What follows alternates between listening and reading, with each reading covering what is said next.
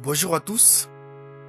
Aujourd'hui, nous allons apprendre comment étudier la Bible.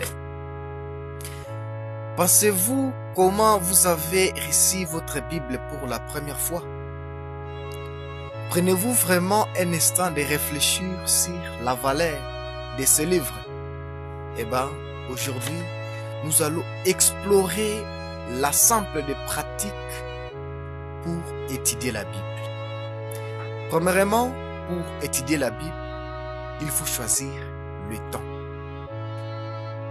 Sans ce 2 Ecclésiaste chapitre 3 verset 1 qui nous dit « Il y a un temps pour toutes choses ». C'est-à-dire que le temps est précieux.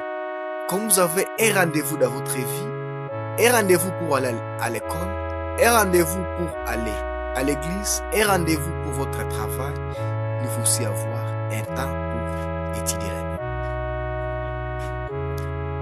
La deuxième chose, il faut avoir le lieu pour étudier la Bible.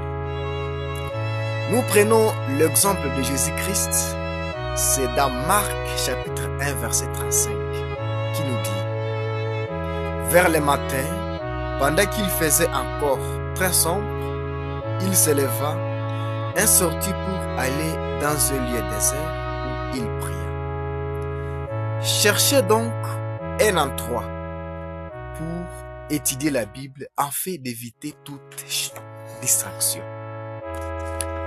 Avant d'étudier la Bible, faites d'abord la prière pour éviter la présence du Saint-Esprit, afin de vous éclairer pour comprendre, et cela aussi vous permettra à éviter les distractions.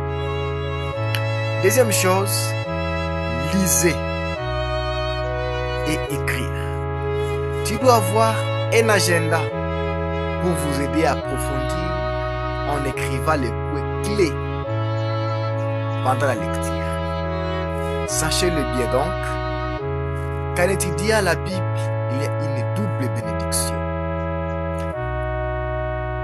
C'est dans 1 Timothée chapitre 4, verset 16, qui nous dit « Veille sur toi-même et sur ton enseignement, persévère dans ces choses, quand, en agissant ainsi, tu te sauveras toi-même et tu sauveras ceux qui t'écoutent. » C'est-à-dire, quand vous lisez la Bible, partagez ce que vous avez appris.